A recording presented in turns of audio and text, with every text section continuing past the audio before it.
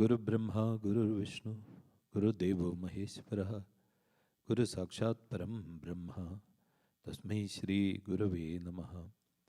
Ajnana Timirandhasya, Jnananjana Shalakaya, Chakshurun Militam Yena, Tasmai Shri Gurave Namaha. Om Amriteshwariyai Namaha. Om Amriteshwariyai Namaha. Om Amriteshwariyai Namaha. Om Amriteshwariyai Namaha. We'll begin with a short meditation. Kindly sit straight and make sure your vertebral column, your spinal column is erect. Slowly close your eyes.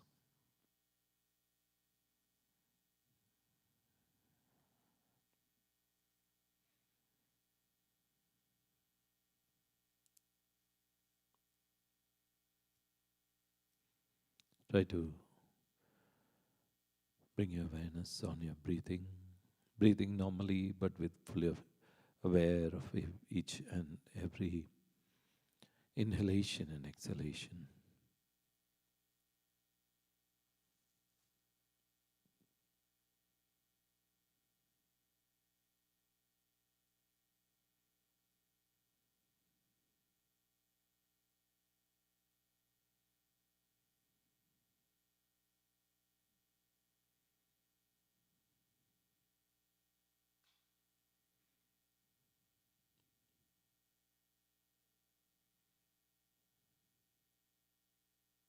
As you become aware of your breathing process, you will also slowly start relaxing and feel the relaxation.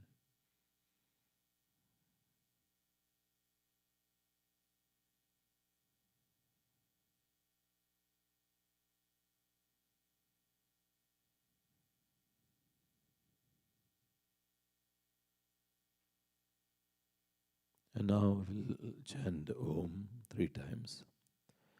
And as you chant Om, imagine the sound of Om to arise from your navel area and not from your throat. And visualize the sound going up along your spine, cleansing your body, your mind, and the atmosphere around you. Now kindly take a deep breath.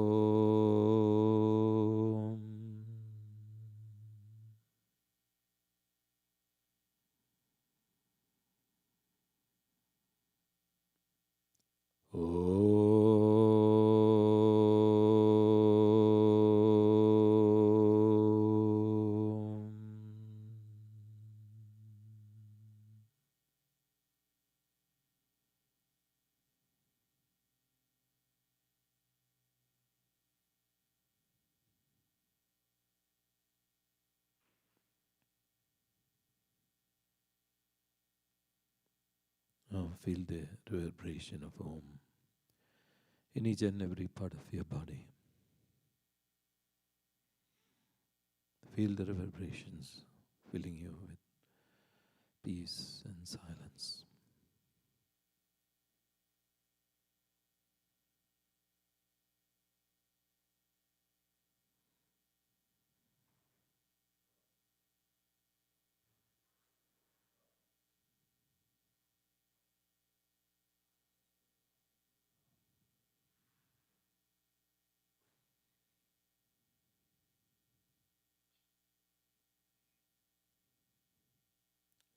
And now continue to watch your breath. Again observing each and every inhalation and exhalation.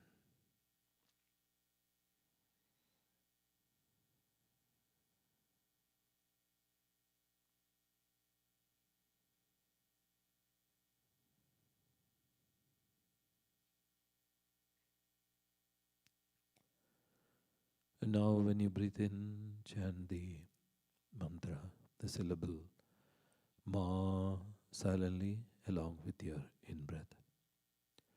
And Om when you breathe out. Ma is a symbol of divine love. Om of divine light. And when you breathe in, chanting Ma, imagine your heart is being filled with divine love. And when you chant Om, imagine the light, divine light filling your heart. You need not visualize love and light, just feel the vibrations of love and light.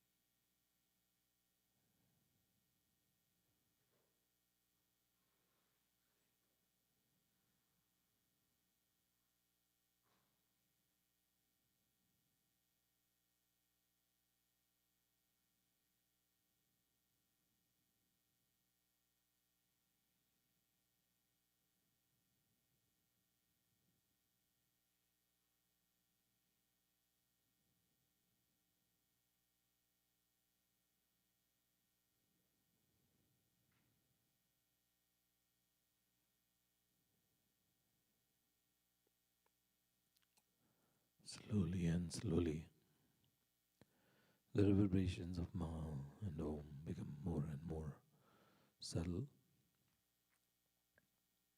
You can just feel the vibrations rather than the physical sound of Ma and Om.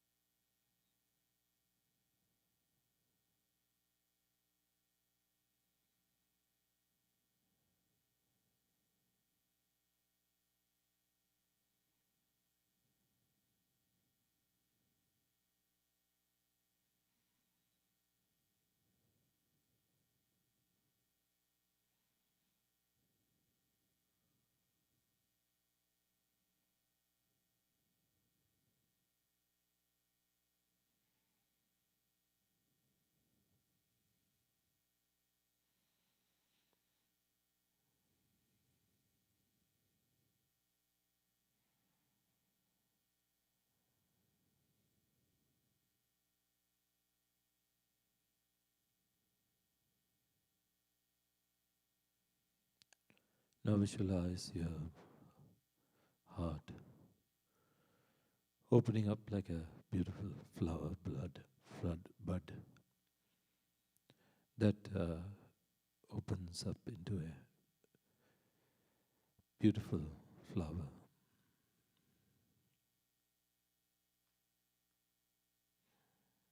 Giving beauty and fragrance to everyone.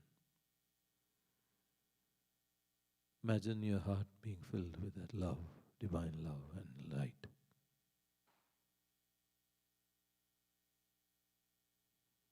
Filling your whole being with silence, with peace, with contentment, with bliss and with compassion.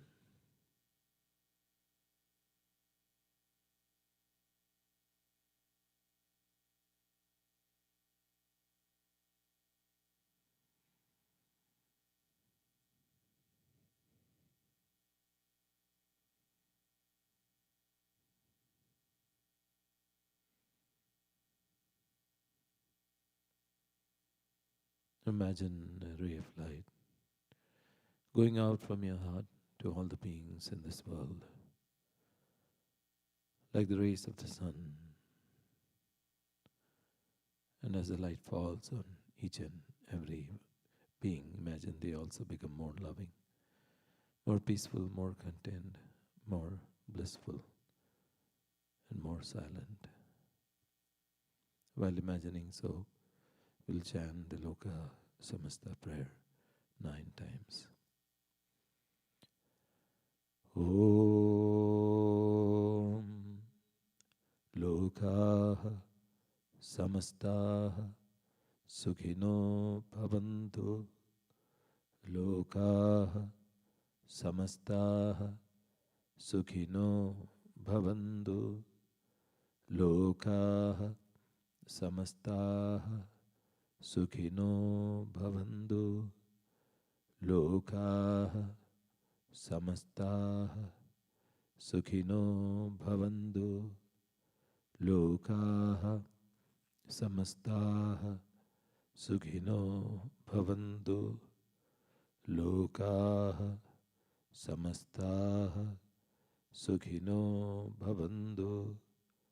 Loka Samasta Sukhino Bhavantu. Loka Samasta Sukhino Bhavantu.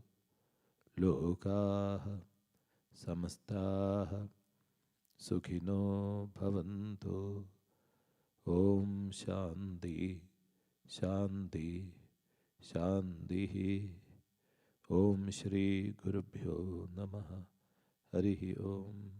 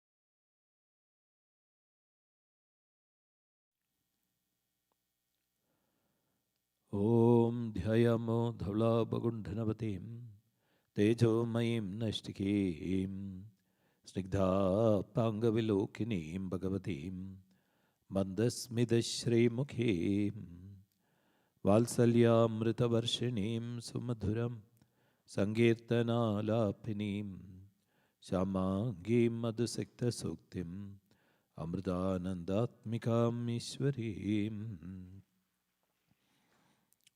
Om Sadashivasamarambham Shankaracharya Madhyamam Asmadacharya Paryandam Vande Guru Parambaram Srude Smride Purananam Alayam Karunalayam Namami Bhagavat Padam Shankaram Logashankaram Shankaram Shankaracharyam Keshavam Bhadarayanam Sutrabhashya Kritau Vande Bhagavandau Punapunaha Ishwarau Gururakmedi Murti Bheda Vibhagini Vyomavat Vyapta Dehaya Dakshina Murtaye Namaha Om Amriteshwarye Namaha Om Amriteshwarye Namaha Om Amriteshwarye Namaha.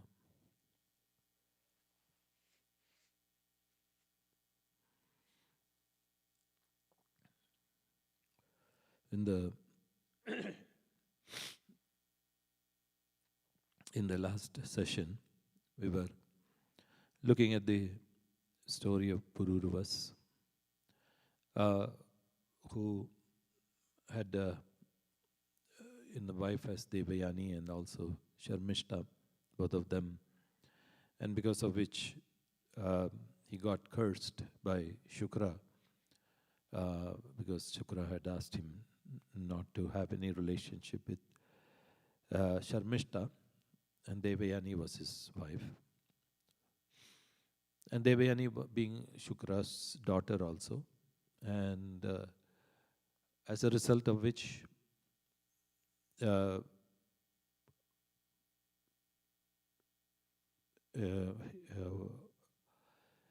said, result of which he said that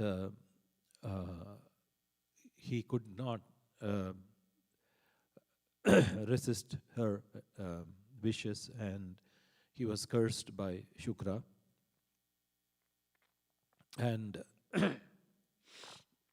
Yayati, sorry, it's Yayati. Yayati was asking his wife, and so then he went and he was cursed by Sage Shukra, and to become decrepit, as become with old age, and he became an old person. So when he begged to Shukra to change this, he said, if anybody else can give you their youth, then you can take back the youth and give your old age to them. So he asked all his children one by one, and finally it was only Pururvas who said that I will give you my youth, and you take away your old age. And so then he enjoyed his life for 1,000 years, and after 1,000 years later, he became so satiated with all the pleasures. Then he said, I'm had enough of everything, and so I'm going to just renounce everything, and nothing in this world is going to give me enough happiness where I can get it from the physical objects. And at that point, he said, I also want to give back my youth. So he gave, his youth, and then he gave back the youth to Puru. And so what happened was, at that time, then he got the old age back. And so that's where we ended up saying that he abandoned everything, and then he gave back the Puru, the youth he had taken from him, and resumed his own old age. So he is now without any desire for enjoyments, and so he appointed Puru as the king, and his other sons uh, as the ruler of the southeast parts of his empire, and then his Turvasu of the western parts, Anu of the northern parts. And when he departed to the forest as an ascetic, he made Puru the emperor of the whole earth, and its peoples, his elder brothers, being only subordinate rulers under him. So Yayati, just as fledglings leave their nest immediately, as they develop wings, Yayati in an instant abandoned all the senses after having all kinds of indulgences through them for the past thousands of years. And that famous king abandoned there itself all attachments and material objects, catering to sense life, established himself in the Atman of the spiritual self, and through that self-intuition attained to Brahman, the supreme Vasudeva, or the supreme consciousness, ever pure, the transcendental, and the support of all. And Devayani also was prompted to follow the path of renunciation. And she understood the flimsy nature of the sexual relationship between man and woman. And now she realized that the life of loving association with relatives and friends, who are all mere puppets of the divine will, is like the gathering of travelers in a wayside rest house, extremely temporary and fleeting like a dream, brought about by the Maya of the Lord. So she abandoned attachment for everything in life, made her mind fully absorbed in the Lord, and dissolved even her subtle body. So, as Amma says, in one sense, we are all passengers who got into a train, and when our stop comes, we all have to get down. So we, whatever relationships we have in the world, and whomsoever we meet, it's for a short time, and the relationship will be also for a short time. Especially when death comes, we have to say goodbye to our most dearest and nearest relatives. And so here, understanding this, Devayani also gave up her attachment for everything in life. And then not only that, she dissolved her subtle body, which means there was no more subtle body, which she merged with the Supreme Consciousness. And Shuka concluded, "Salutation to thee, the worshipful Vasudeva, endowed with the fullness of all divine excellences, the creator of all, the indweller of all, the infinite being, and the source of all peace." And now, what happens is there is a whole lineage coming from Puru. So we are continuing on Skanda 9 and chapter 20. Maybe we'll skip a little bit of the chapter 20 also.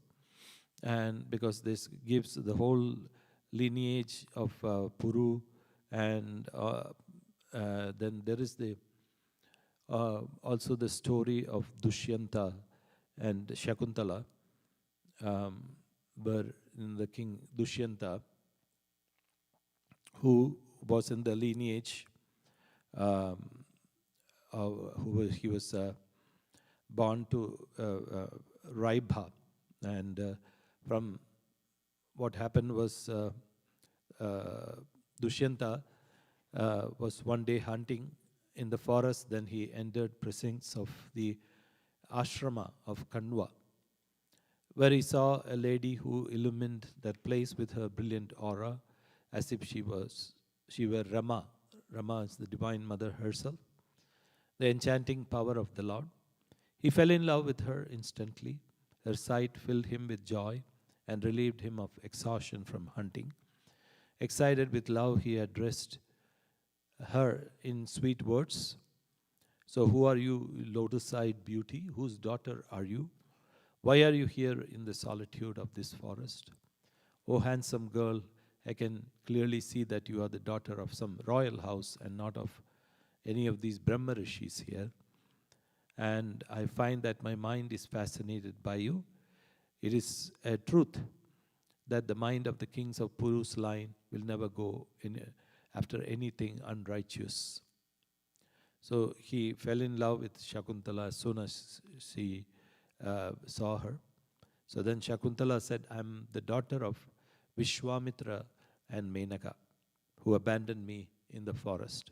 That is a total another story where, Vishwamitra Maharshi, that Rishi, King Vishwamitra, who later became Maharshi, and he was the one who coined the Gayatri Mantra. He had to, when what happened was he had a jealousy with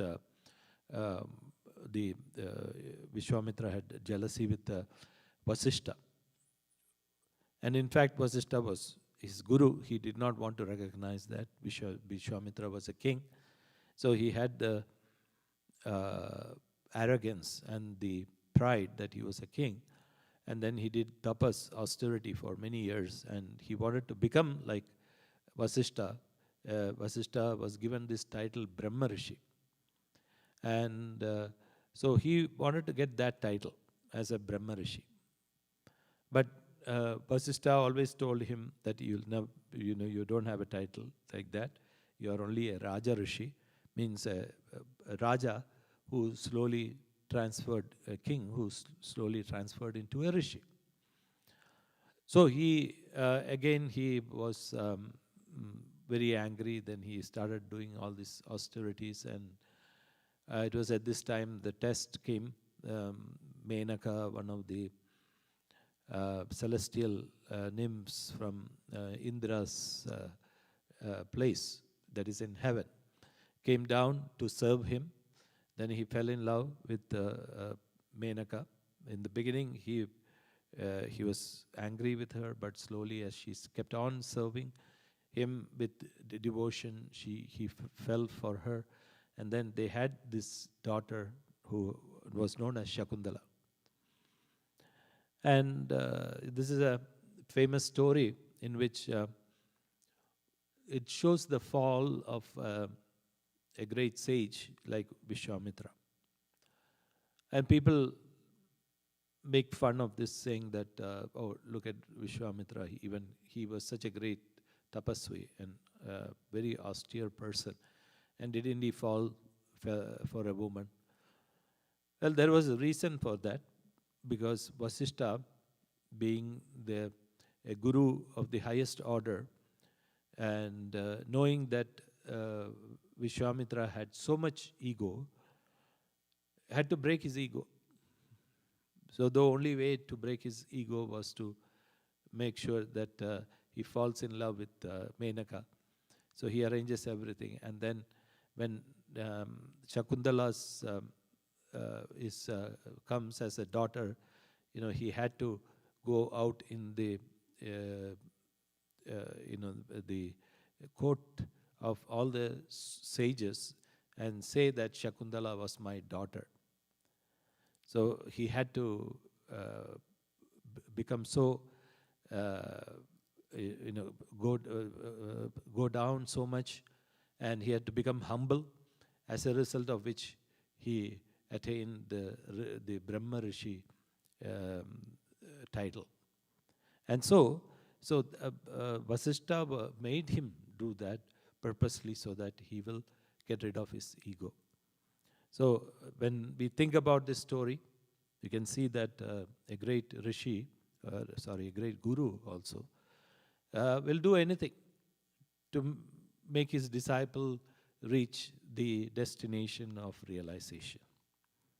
And we think that, they must have strayed away from the path. They did this, they did that. So we can judge them.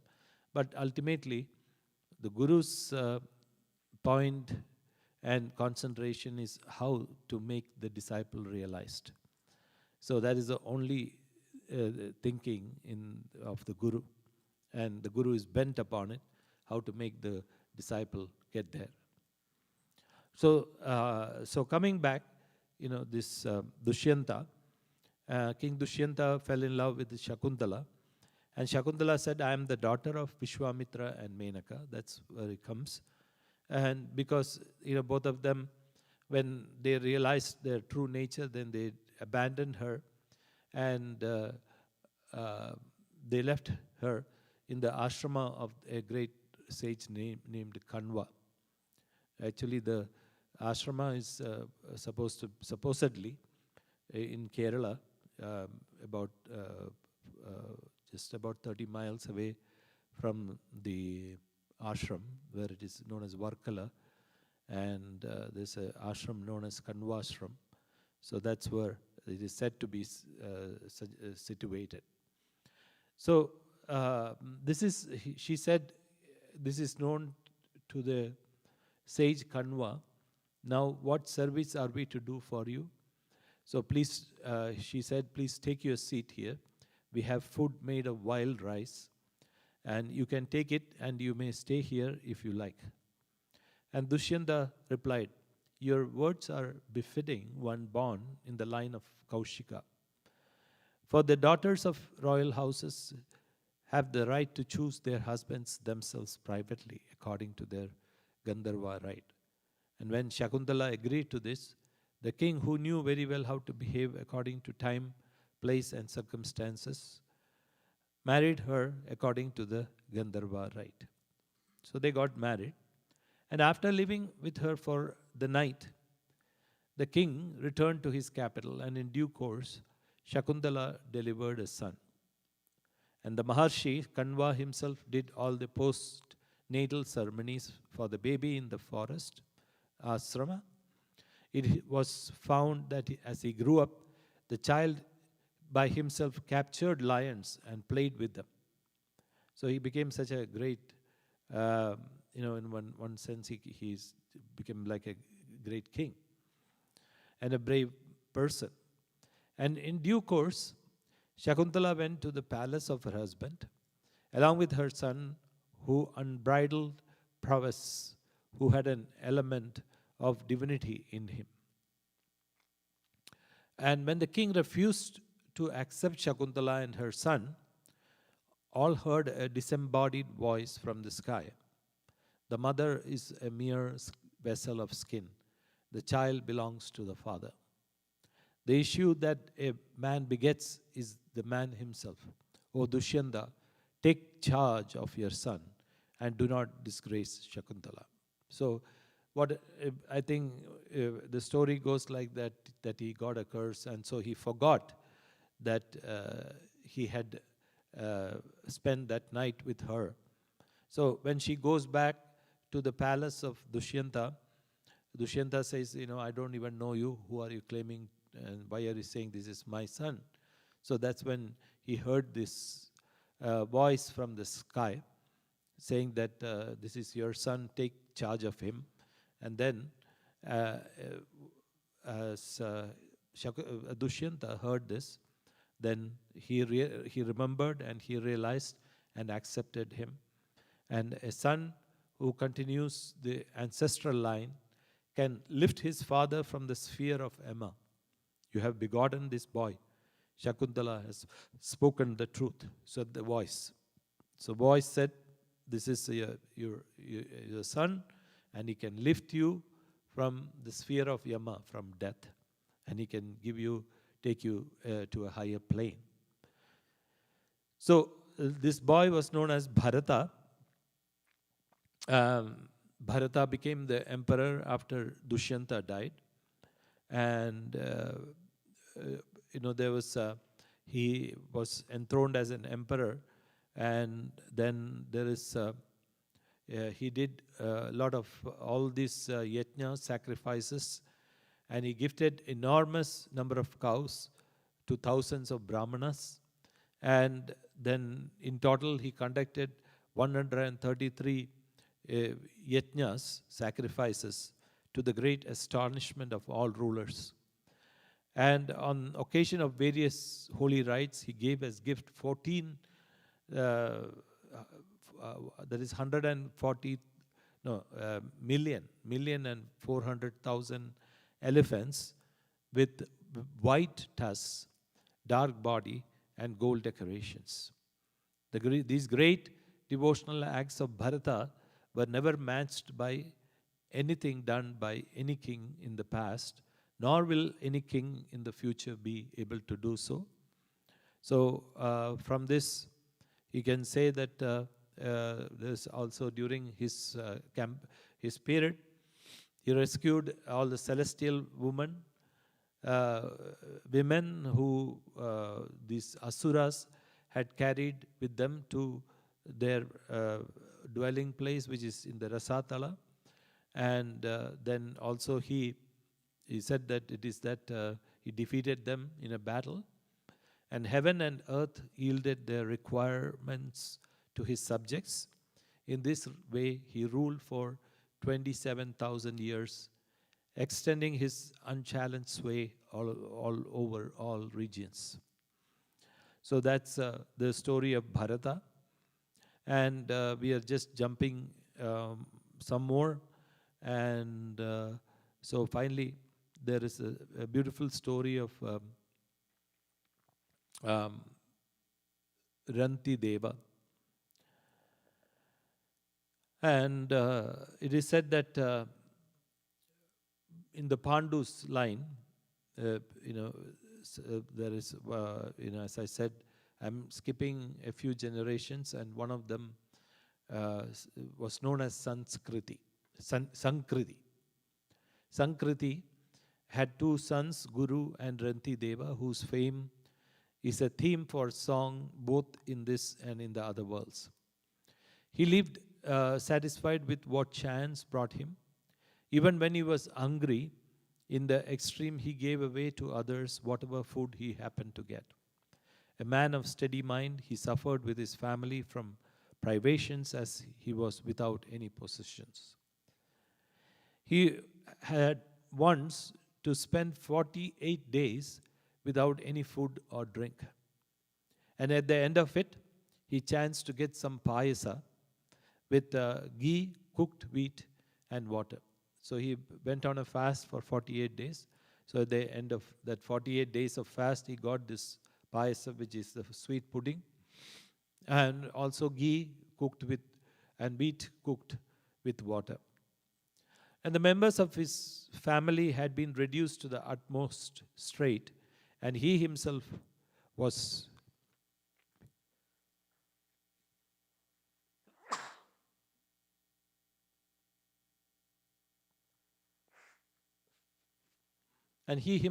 trembling with hunger and thirst.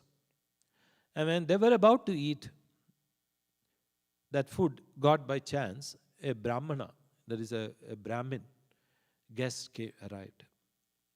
So when usually in those days they are not supposed to, when there is a guest, they cannot eat until the guest is served. So Ranti Deva gave him a good share of that food with great cordiality and sincere reverence. For he saw Hari, that is the Supreme Lord, that is consciousness residing in all. And that Brahmana took his meal and went away highly satisfied. O king, next, when he was dividing the remaining food among the hungry members of his family, a laborer arrived there as guest. Seeing Sri Hari in him also, seeing the God in him also, Ranti Deva gave away to him even that remaining food which he was about to divide. And when that guest was gone, a hunter with a pack of dogs arrived and said, "O master, give some food to me and my dogs, we are very hungry." So the great Ranti Deva gave away whatever food remained to the dogs and their master and prostrated himself before them, seeing the Lord residing in all of them. All that remained now was only water, enough for one person to drink. And when he was about to drink it, an outcast came and cried, "For this wretch, give at least some water to drink. So you can see that what happened was when he was about to finish his fast, one by one the Brahmana came. Then after that, there was the next person who was coming.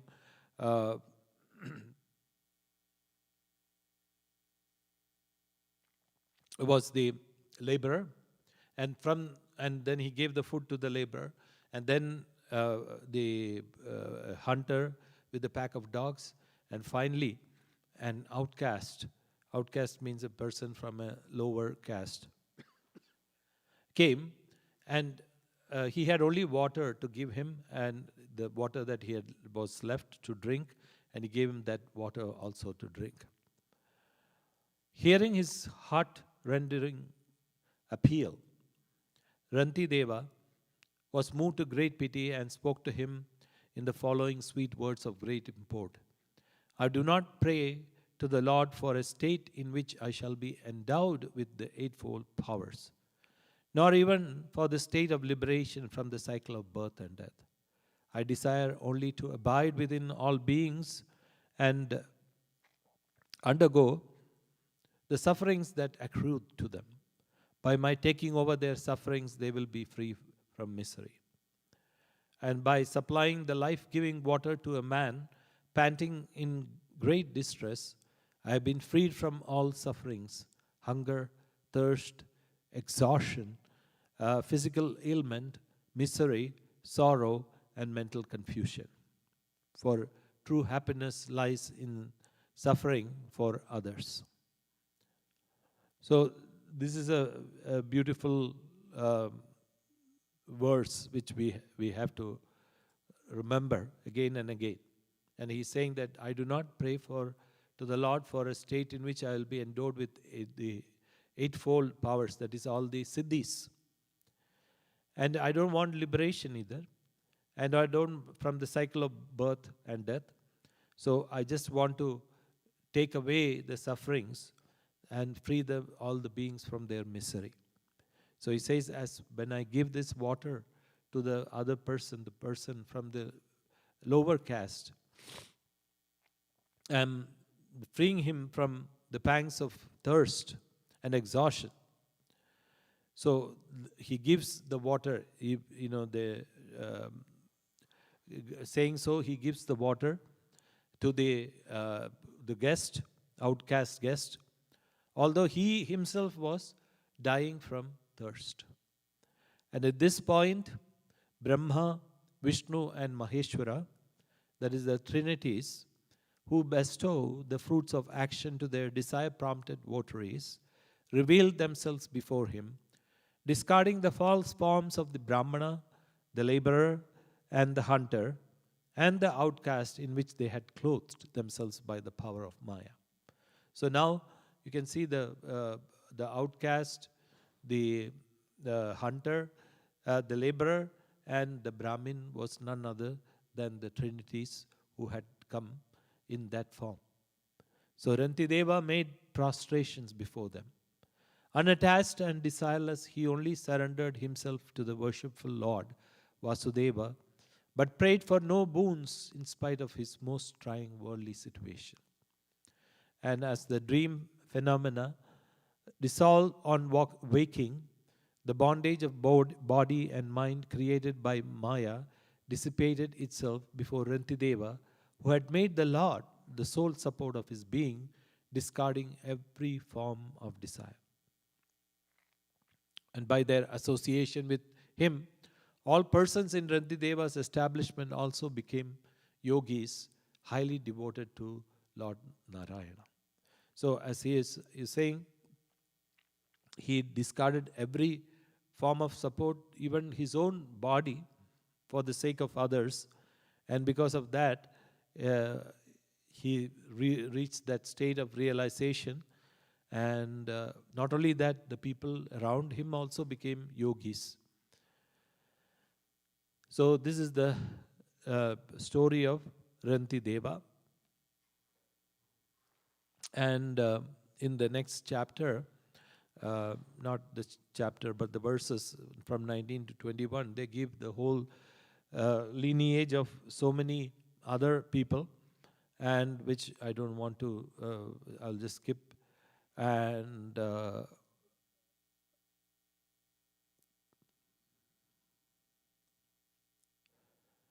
so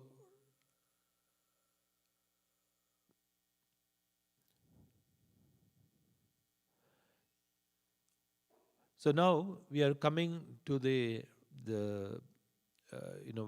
time when the Pandavas and Kauravas were, and we are talking about the Pandavas and the Kauravas, and they're just their forefathers. So that's where we are coming to in this lineage.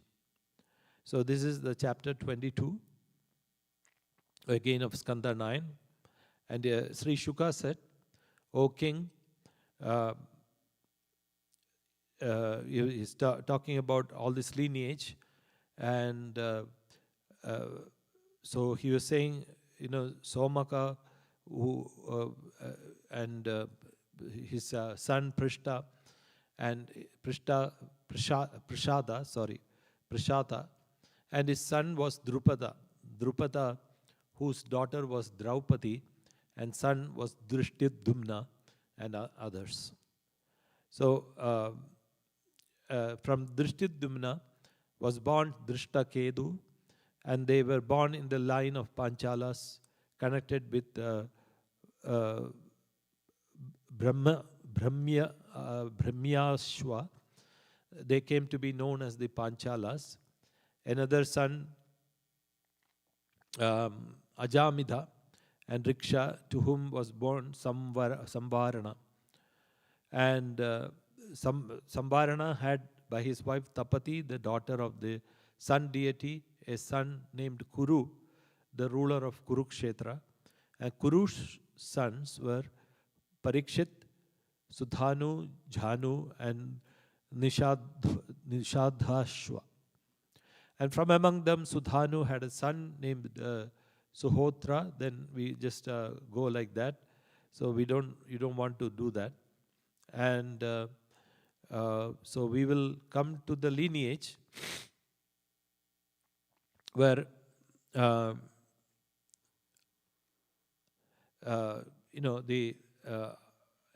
was a Shantanu, King Shantanu, and King Shantanu was the great grandfather of Arjuna and the 5 Pandavas. So he, Shantanu, who was the king at that time, was known in his previous life as Mahabhichak, and he became the king. And he became widely known as Shantanu because his touch brought about peace, Shanti. So he brought peace. Whoever he touched, he brought about peace. And so for 12 years, Indra did not send rain to his country. So he consulted learned Brahmanas to know the cause of it. They said, while enjoying the land, while your elder brother is alive, you have become a pariveta, that is outcast. So for the good and prosperity of the country, entrust it to your brother. And when the Brahmanas gave this ruling, he requested his brother Devapi to take charge of the kingdom. But his ministers, who did not want this change, had sent some Brahmanas to lead Devapi astray from the Vedas, and they thus make him unfit to become the ruler. And under their instructions, Devapi spoke criticizing and condemning the Vedas when he thus ceased to be qualified anymore for the leadership, and Indra released the rain at once over the country. And Devapi continues to stay in the village of Kalapa, practicing yoga. So it was Shantanu who brought about that harmony in nature. And so now we are talking about Bhishma and the Pandavas. So Shantanu had by Ganga Devi a son, the great Bhishma, who was established in the self, who was a devotee of the highest order, who was learned and who knew all about the codes of dharma. So you must have heard the story of Bhishma, when Ganga Devi appeared to Shantanu one day, and then Shantanu requested her to be his wife. And Ganga Devi said, you remember the story that you should never ask me any question about what I do. The moment you ask any question, I'll just go away. And so he agreed to that. So they had 7 children. And every time the child was born, she would take the child and throw it in the river. And it was the 8th one, when she was about to throw away, Shantanu could not hold himself because he was so upset and sad about the fact that she was killing and throwing away all these children in the river. So he asked her to stop. And at that moment, Ganga Devi said, oh, I told you I'll go away, so I'm going away. Take care of this son. And that's how Bhishma was born. And Bhishma was Shantanu's son, who had to become the next king. So even Parashurama, we saw Parashurama earlier. Parashurama was also pleased with Bhishma for his heroism in the battle. And now you can ask me this question. Parashurama was even before Rama, right? And he met Rama. So how is he coming here? I don't know the answer. So it's purposely they are creating all this time warp so that you get confused. And it makes you think, asking this question, how is Parashurama coming when Bhishma is there? Bhishma came so many years, thousands of years after Parashurama, after Rama. And this is the time that is Parashurama was even before he was in Treda Yuga. Now it is Dwapara Yuga, where Lord Krishna has already born. And how come Parashurama is there in Dwapara Yuga? So that's the question. So, Shantanu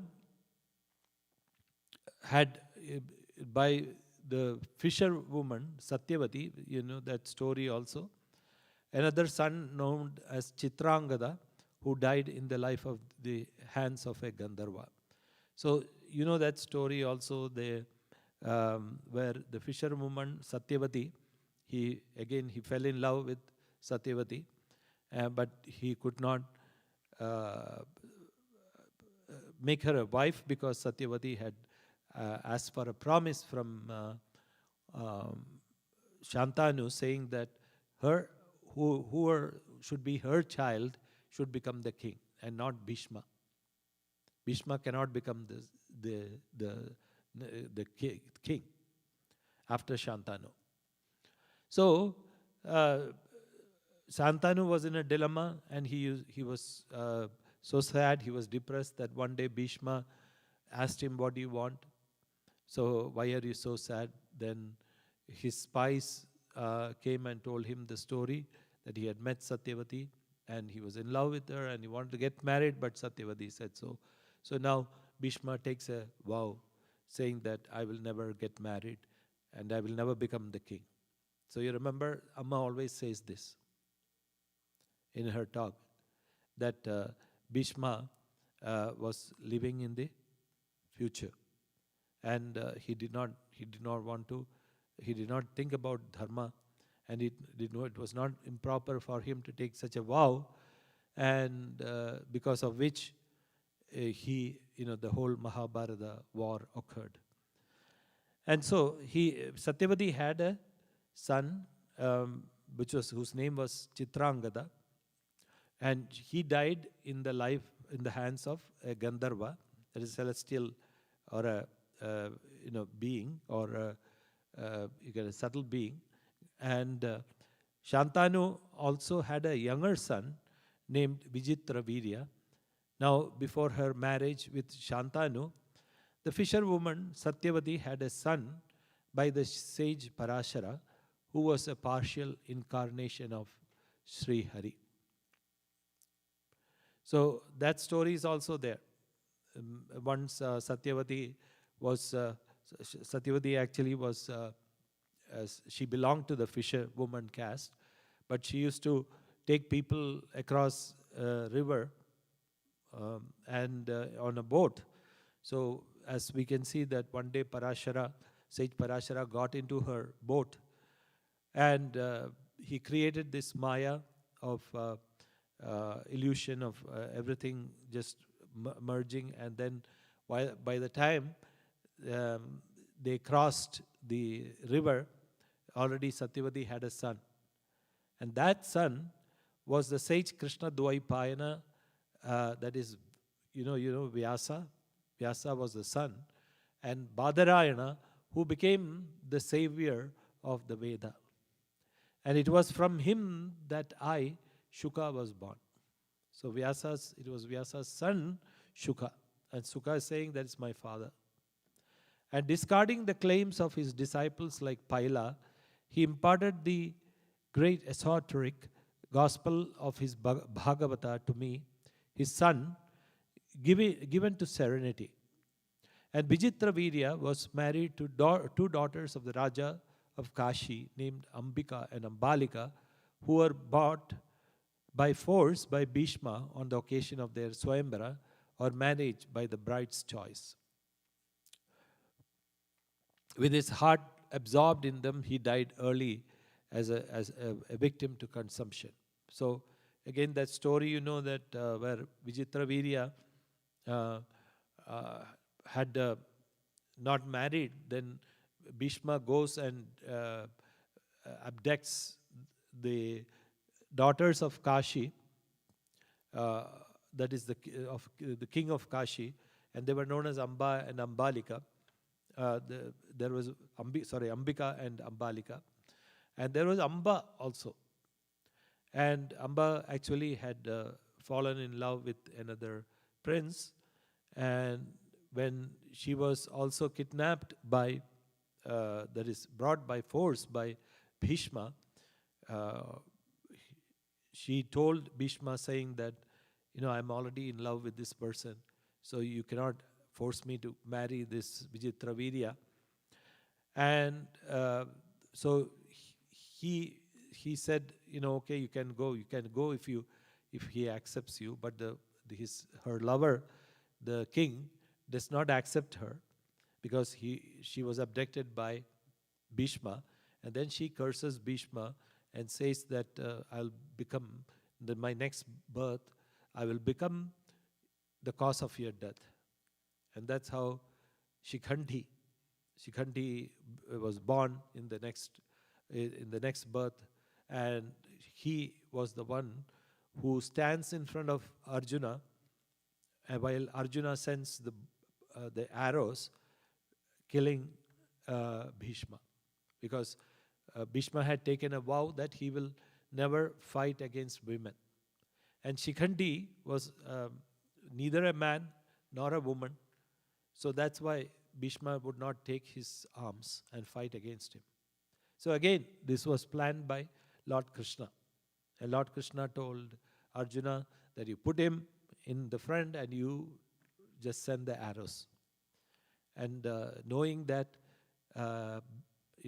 actually Bhishma was so happy to die in the hands of Arjuna, whom he loved so much.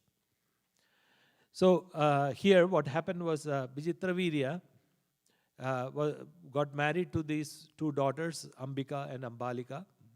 And then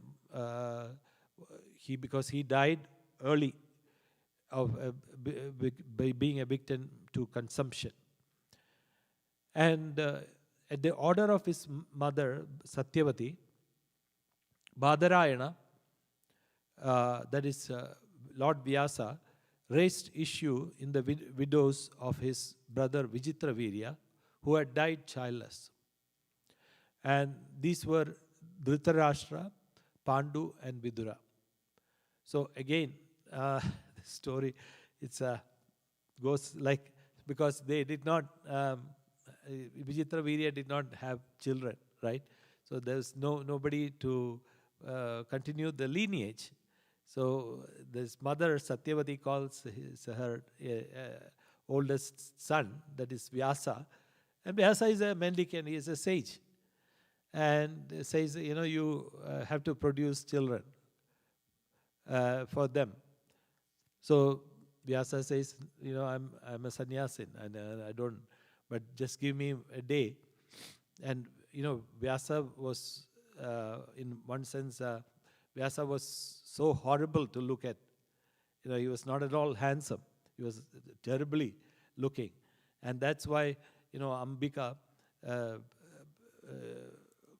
when he came into the room to be with her, she closed her eyes, and as a result, Dhritarashtra was born and to Ambika, and that's why he became blind.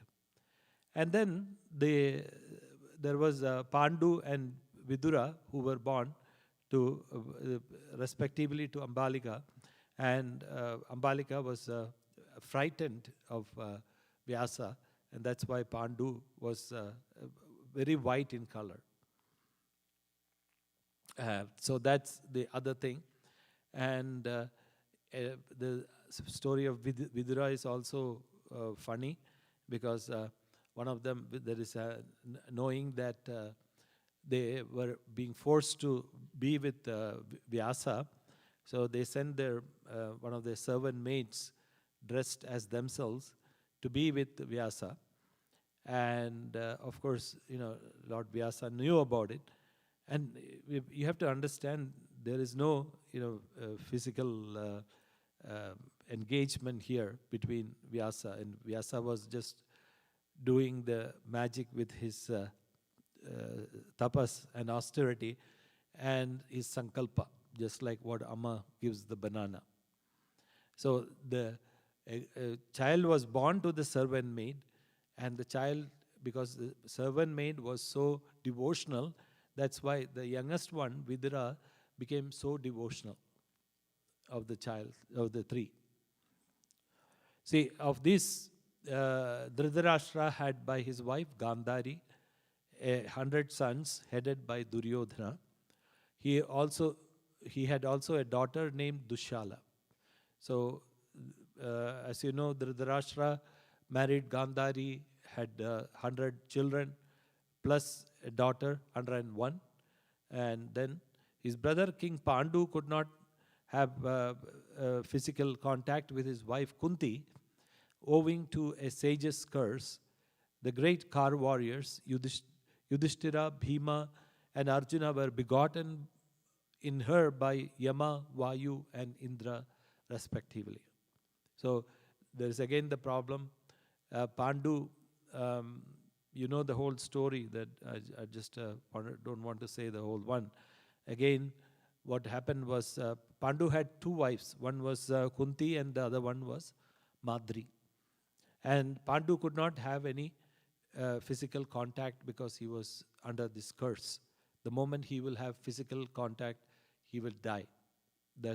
He will touch his wife. That was the curse. With such an eye. Not just merely touching, but having that intention. And if he touches his wife, he will die. So one day he got so attracted to Madri that he touched her with that intention, and he passed away. So then Kunti Devi had had this austere tapas. She did a lot of tapas, and then she was given this mantra for having children. And of course, the first one was given by the sun god, then Yama, Vayu, and Indra. And so sun god, so she wanted to test whether that mantra is effective or not. So she chanted the mantra and she had a child. And she was not married actually to Pandu at that time. So because she was not married and already had a child, people will, of course, be suspicious and start all kinds of rumors. So she took this child and put him in a basket and sent him in the river, where the child was seen by the the charioteer of one of the charioteers. And what happened was they brought up the child, which was Karna later. So the oldest one was Karna. Then Yama's son was Yudhishthira. Vayu was Bhishma. Indra, Arjuna. So the three were born to Kunti. And Madri, she also gave the mantra to Madri, who chanted and had two children, Nakula and Sahadeva, and who were the mantras for the Ashwini Devas. That was the divine celestial doctors, the healers at that time. And Draupadi, now Draupadi is the wife of the Pandavas, had 5 sons by her 5 husbands. And the issue of Draupadi born to Yudhishthira, okay, we have the names. And so I'm just taking everything out. And so finally,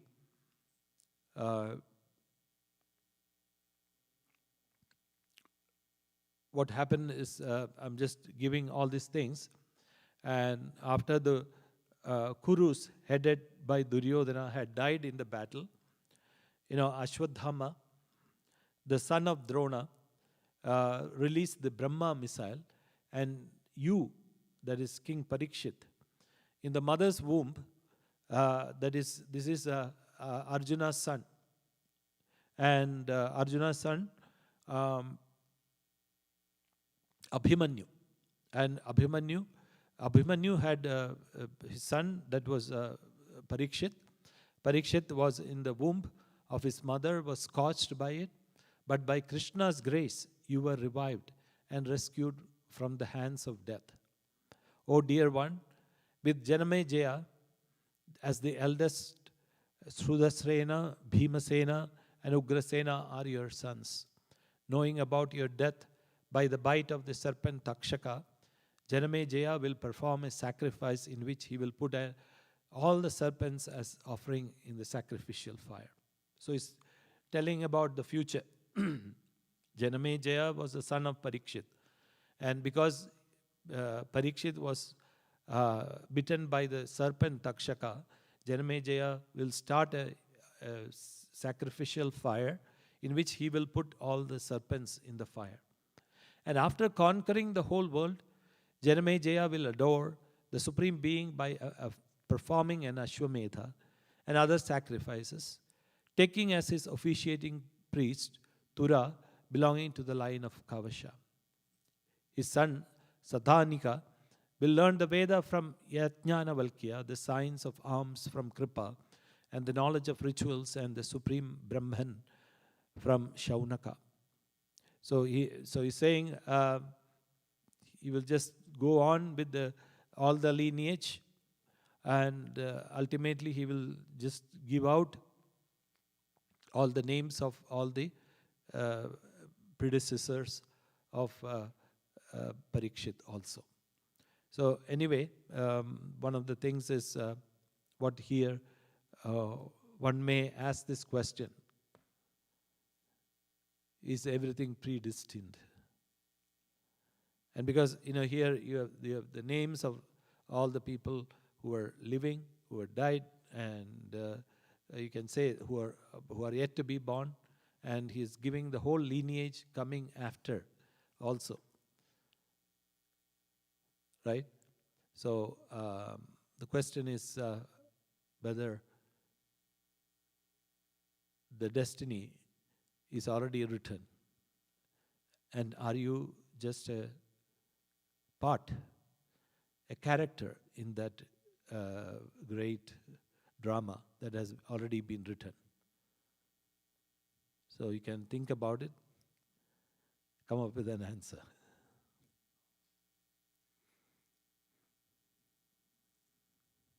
Om Amriteshwari.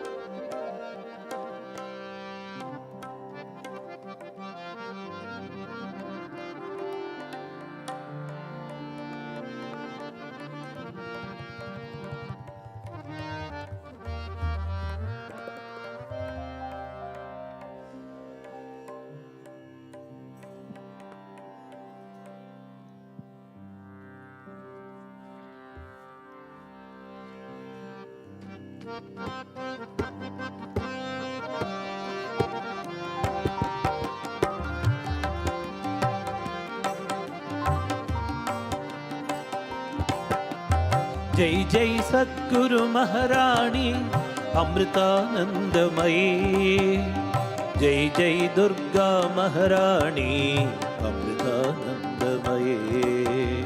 जय जय सद्गुरु महारानी अमृतानंदमयी, जय जय दुर्गा महारानी अमृतानंदमयी। जय जय सद्गुरु महारानी अमृतानंदमयी, जय जय दुर्गा महारानी अमृतानंदमयी। जय जय सद्गुरु महारानी अमृतानंदमयी, जय जय दुर्गा महारानी अमृतानंदमयी। अमृतेश्वरी भवानी अमृतेश्वरी शिवानी, नारायणी मम जननी अम्बा अमृतानंदमयी। अमृतेश्वरी भवानी अमृतेश्वरी शिवानी, नारायणी मम जननी अम्बा अमृतानंदमयी। पूर्ण ब्रह्म स्वरूपिण्यै सच्चिदानन्दमूर्तये आत्मारामाग्रगण्यायै अमृतेश्वर्यै नमो नमः। पूर्ण ब्रह्म स्वरूपिण्यै सच्चिदानन्दमूर्तये आत्मारामाग्रगण्यायै अमृतेश्वर्यै नमो नमः। सर्वमङ्गलमाङ्गल्ये शिवे सर्वार्थसाधिके, शरण्ये त्र्यम्बके गौरी नारायणी नमोऽस्तुते। सर्वमङ्गलमाङ्गल्ये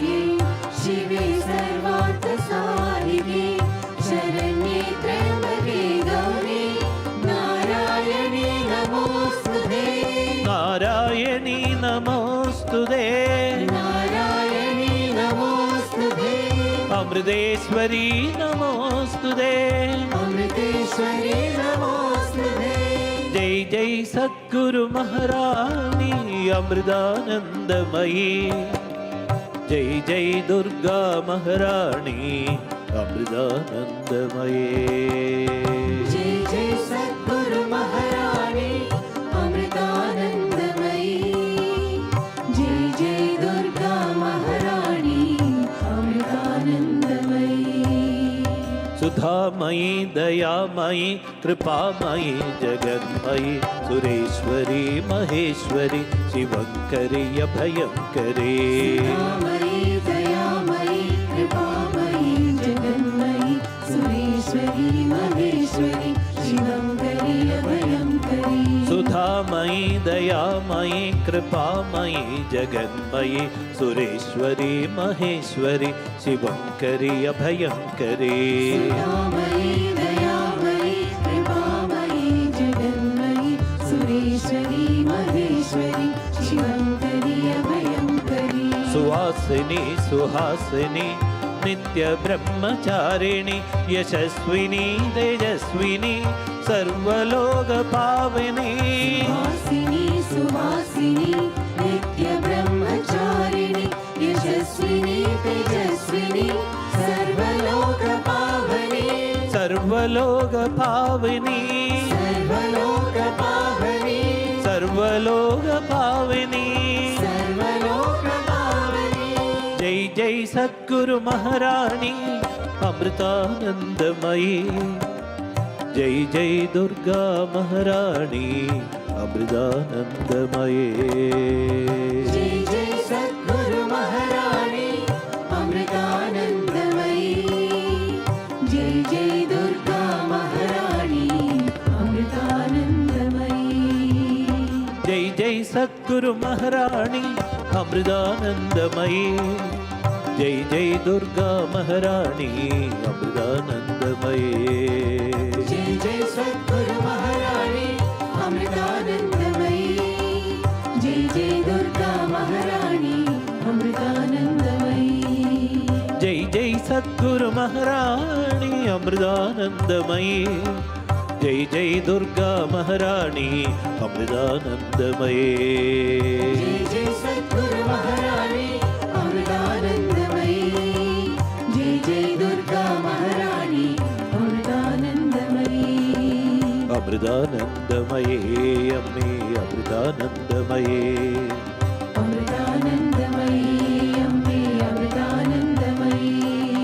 अमृतानंदमयी अम्बे अमृतानंदमयी अमृतानंदमये अम्मे अमृतानंदमये अमृतानंदमयी अम्बे अमृतानंदमयी अमृतानंदमये अम्मे अमृतानंदमये अमृतानंदमयी अम्बे अमृतानंदमयी अमृतानंदमये अम्मे अमृतानंदमये अमृतानंदमयी अम्बे अमृतानंदमयी अमृतानंदमये अम्मे अमृतानंदमये अमृतानंदमयी अम्बे अमृतानंदमयी अम्मे अमृतानंदमये अम्बे अमृतानंदमयी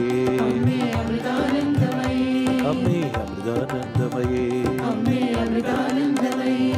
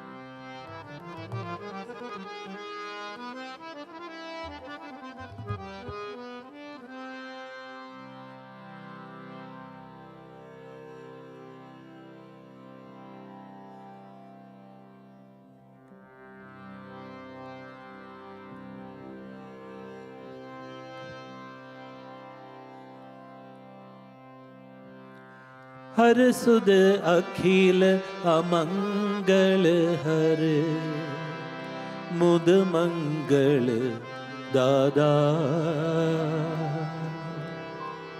हाथी मुख हसमुख सुंदर चंद्र मुकुड़ वाला हर सुख अखिल अमंगल हर मुद मंगल दाता आदि मुख हसमुख सुंदर चंद्र मुकुट वाला हर सुध अखिल अमंगल हर मुद मंगल दादा हाथी मुख हसमुख सुंदर चंद्र मुकुड़ वाला हर सुख अखिल अमंगल हर मुद मंगल दाता आदि मुख हसमुख सुंदर चंद्र मुकुट वाला आगे बढ़े पग पग पर बोले विघ्न राज की जय पावे विद्या विजय विश्व में लावे शांति गणे आगे बढ़े पग पग पर बोले विघ्नराज की जय पावे विद्या विजय विश्व में लावे शांति गणे जय एकदंत की जय जय वक्र तुंड की जय जय विघ्न राज की जय जय दिव्य रूप की जय एकदंत की जय जय वक्रतुंड की जय जय विघ्नराज की जय जय दिव्य रूप की जय तुम्हें वंदन शंकर नंदन सुंदर दंड काय वंदे वंदन शंकर नंदन सुंदर नंदनाय वंदे कल्मष भंजन करि वदना कर्म बंध हारे कल्मष भंजन करि वदना कर्म बंध हारे धवल कलेबर धर्म निकेतन भीम देह भारी श्री गणेश वरदानी धवल कलेबर धर्म निकेतन श्रीम देह भारी श्री गणेश वरदानी जय एकदंत की जय जय वक्र तुंड की जय जय विघ्न राज की जय जय दिव्य रूप की जय जय एकदंत की जय जय वक्रतुंड की जय जय विघ्नराज की जय जय दिव्य रूप की जय तुम्हें वंदन शंकर नंदन सुंदर द्वंद काय वंदे वंदन शंकर नंदन सुंदर नंदनाय वंदे विघ्न विवारक श्वेतांबर धर तू अंदर यामी विघ्न निवारक श्रीरामर धर तू अंतर्यामी भगत जनावन गणपति शिव सुद हो प्रसन्न स्वामी श्री गणेश वरदानी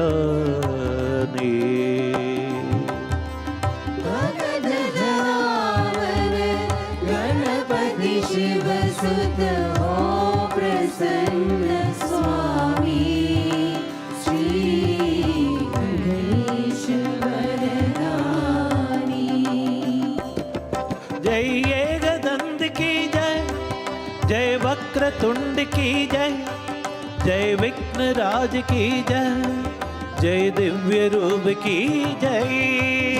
एकदंत की जय, जय वक्रतुंड की जय, जय विघ्नराज की जय, जय दिव्य रूप की जय। जय एकदंत की जय, जय वक्रतुंड की जय, जय विघ्नराज की जय, जय दिव्य रूप की जय। एकदंत की जय, जय वक्रतुंड की जय, जय विघ्नराज की जय, जय दिव्य रूप की जय। जय एकदंत की जय, जय वक्रतुंड की जय, जय विघ्नराज की जय, जय दिव्य रूप की जय। एकदंत की जय, जय वक्रतुंड की जय, जय विघ्नराज की जय, जय दिव्य रूप की जय। जय दिव्य रूप की जय, दिव्य रूप की जय, जय दिव्य रूप की जय। जय दिव्य रूप की जय।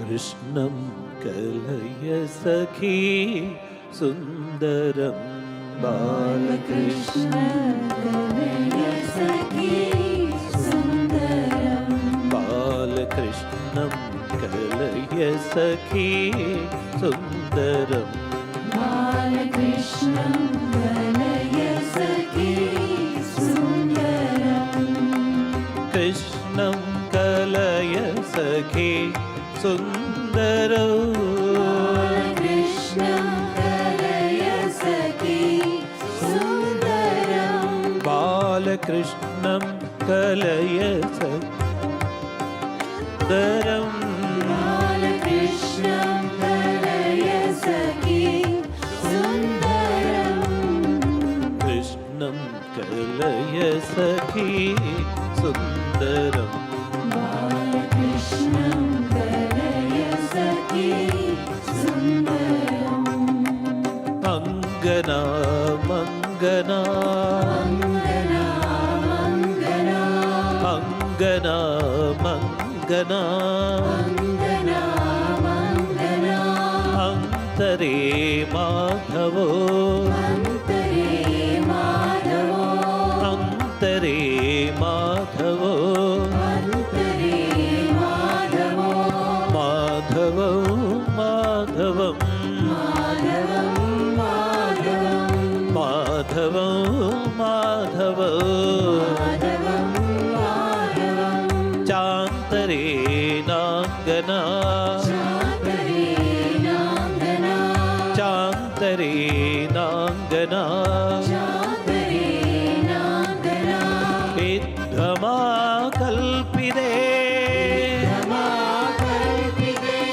इद्धमा कल्पिते धमाकल्पिते मण्डले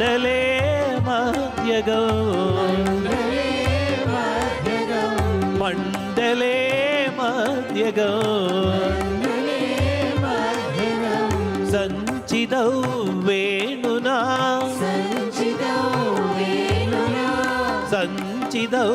वेणुना देवकी नन्दनम् देवकी नन्दनम् सञ्चितौ वेणुना सञ्चितौ वेणुना देवकी नन्दनौ देवकी नन्दनम् कृष्णं कलय सखी सुन्दरम् बालकृष्णं कलय सखी सुन्दरम् कृष्णं कलय सखी सुन्दरो कृष्णं कलय सखी सुन्दरम् बालकृष्णं कलय सखी सुन्दरो कृष्णं कलय सखी सुन्दरम् कृष्णं कलय सखी सुन्दरम् बालकृष्णं कलय सखी सुन्दरम् बालकृष्णं कलय सखी सुन्दरम् बालकृष्णं कलय सखी सुन्दरम् श्रीकृष्ण गोविन्द हरे मुरारे श्रीकृष्ण गोविन्द हरे मुरारे श्रीकृष्ण गोविन्द हरे मुरारे श्रीकृष्ण गोविन्द हरे मुरारे हे नाथ नारायण वासुदेवा हे नाथ नारायण वासुदेवा हे नाथ नारायण वासुदेवा हे नाथ नारायण वासुदेवा हे नाथ नारायण वासुदेवा हे नाथ नारायण वासुदेवा हे नाथ नारायण वासुदेवा हे नाथ नारायण वासुदेवा श्रीकृष्ण गोविन्द हरे मुरारे श्रीकृष्ण गोविन्द हरे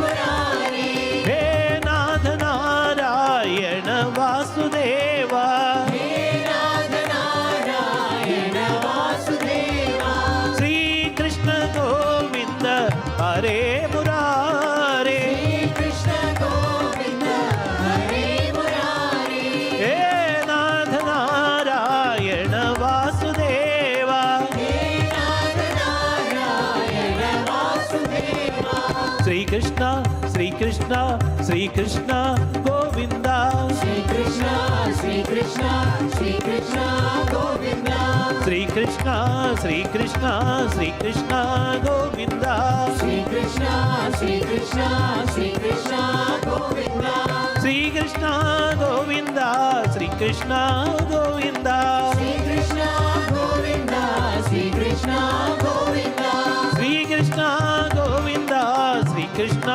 गोविन्द श्रीकृष्ण गोविन्द श्रीकृष्ण गोविन्द श्रीकृष्ण श्रीकृष्ण श्रीकृष्ण गोविन्द श्रीकृष्ण श्रीकृष्ण श्रीकृष्ण गोविन्द श्रीकृष्ण श्रीकृष्ण श्रीकृष्ण गोविन्द श्रीकृष्ण श्रीकृष्ण श्रीकृष्ण गोविन्द श्रीकृष्ण श्रीकृष्ण श्रीकृष्ण गोविन्द श्रीकृष्ण श्रीकृष्ण श्रीकृष्ण गोविन्द श्रीकृष्ण गोविन्द श्रीकृष्ण गोविन्द श्रीकृष्ण गोविन्द श्रीकृष्ण गोविन्द श्रीकृष्ण श्रीकृष्ण श्रीकृष्ण गोविन्द श्रीकृष्ण श्रीकृष्ण श्रीकृष्ण गोविन्द श्रीकृष्ण श्रीकृष्ण श्रीकृष्ण गोविन्द श्रीकृष्ण श्रीकृष्ण श्रीकृष्ण गोविन्द श्रीकृष्ण गोविन्द श्रीकृष्ण गोविन्द श्रीकृष्ण गोविन्द